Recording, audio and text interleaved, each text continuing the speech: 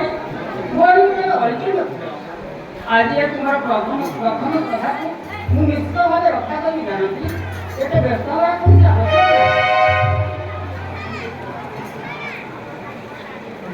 ଏତେ ବୋଲି ସୀତା ତୁମେ ରଘୁର ଭୂପତି ହେ ରଘୁର ଭୂପତି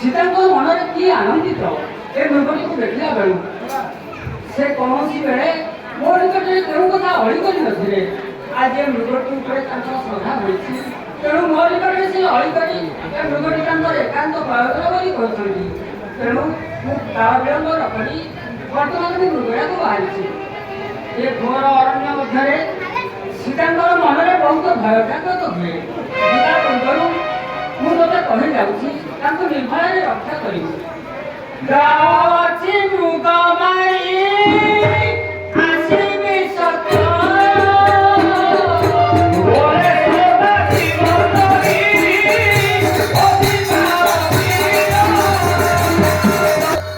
ଭାଇ ମୁଁ ମଧ୍ୟ ସୀତାଙ୍କୁ ପ୍ରତିଶ୍ରୁତି ଦେଇଛି ତାଙ୍କର ଶ୍ରଦ୍ଧାକୁ ରକ୍ଷା କରିବି ବୋଲି ବର୍ତ୍ତମାନ ମୁଁ ମୃଗାଭିମୁଖରେ ବାହାରି ପଡ଼ିଛି ଯେଭଳି ସୀତାଙ୍କର କୌଣସି ଅସୁବିଧା ନ ହେବ ତୁ ସଦାଗର ସହ ଜାଗ୍ରତ ରହିବୁ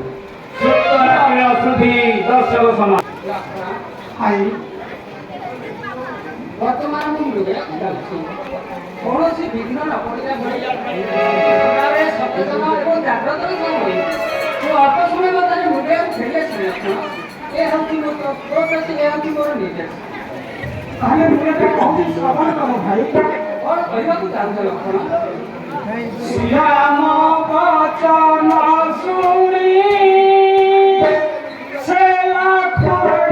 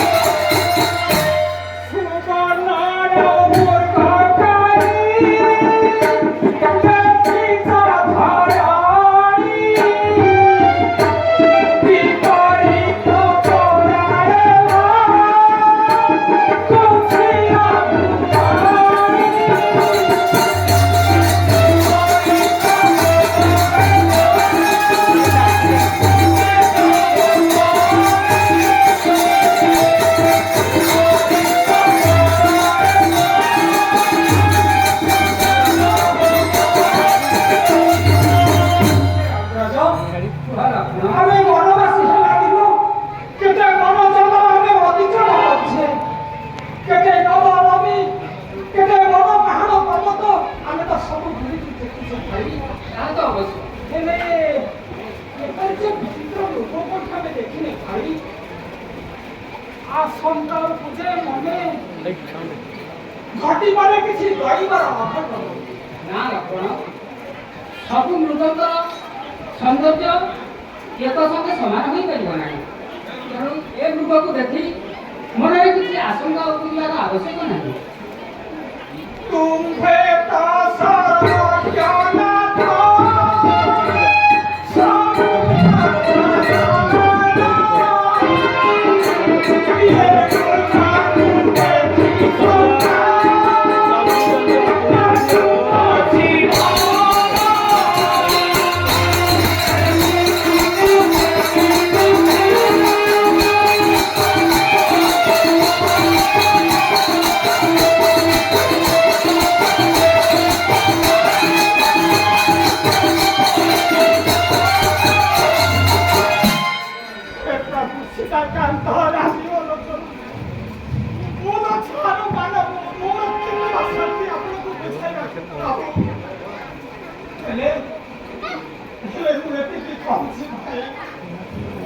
ଆପଣ କେବେ ମୃଗ ମାରିବାକୁ ଚାହାନ୍ତୁ ନାହିଁ ଭାଇ ଏସବୁ ହଉଛି ଦୈବର ଚକ୍ରାନ୍ତ ନା ଲକ୍ଷଣ କିଛି ବ୍ୟସ୍ତ ହେବାର ଆବଶ୍ୟକ ନାହିଁ।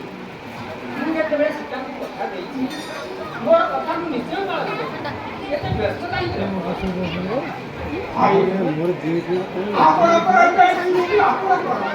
ଆପଣଙ୍କର ପ୍ରତ୍ୟେକ ସବୁଠି ବିଦ୍ୟମାନ ଆପଣଙ୍କର ବିଷୟ ଆସକ୍ତି ନାହିଁ ଭାଇ ମୁଁ ଜାଣେ ଲକ୍ଷଣ ଆମମାନଙ୍କର ସୁରକ୍ଷା ପାଇଁ ତୁମେ ସଦାବେଳେ ସଜାଗ ଏବଂ ଜାଗ୍ରତ ହୋଇ ରହିଛ। ତୁମର କଥାକୁ ମୁଁ ପ୍ରଶଂସା କରିପାରୁନାହିଁ। କିନ୍ତୁ ଲକ୍ଷଣ ମୋର କଥାକୁ ମୁଁ ନିଶ୍ଚୟ ରଖୁଛି। ଦେବୀଙ୍କର ଆଜି ଯେଉଁ ପ୍ରଥମ ଅଳିକରି ମନ୍ତ୍ରରେ କହିଛନ୍ତି ସେ ତ କେବେ ଦିନ କୋଉ କଥା ମାଗି ରଖିଲେ ତାକୁ ଯେତେବେଳେ ମୁଁ ପ୍ରତିଶ୍ରୁତି ଦେଇଛି ତା ଅବଶ୍ୟ ମୁଁ ପାଳନ କରିବି। ଏଥିରେ ବ୍ୟସ୍ତ ହେବାର କ'ଣ ଅଛି? ବହୁତ ସରଳ କଥା ଭାଇ କୁହ ଲକ୍ଷଣ। ଭାଇଏ ମୂର୍ଖ ଦେବ ବିଧାତାର ଗତି ତୁମେ ତୁମେ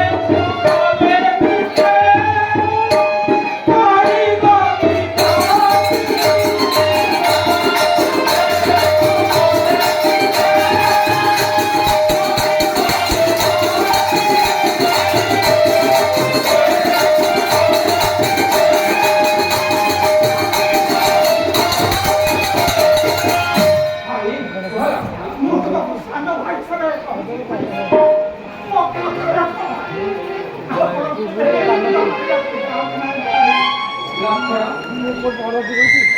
ମୁଁ ଆଜି ଏ କ'ଣ ଦେଖିବାକୁ ପାଉଛି? ତୁମଠାରୁ ଆଜି ଏଭଳି କଥା ଶୁଣି ମୁଁ କେବଳ ଆଶ୍ଚର୍ଯ୍ୟ ହେଉଛି। ଏଭଳି ବିକଳ୍ପ ଭାବନା ତୋ ମନରେ ସୃଷ୍ଟି ହେଲା କାହିଁକି ଲକ୍ଷଣ?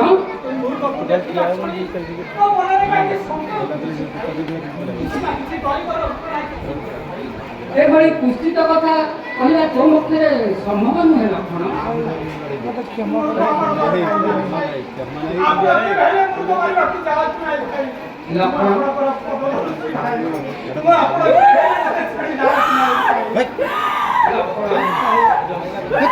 ମୁଁ ଏବେ କହୁଛି ଶ୍ରବଣ କର ଲକ୍ଷଣ।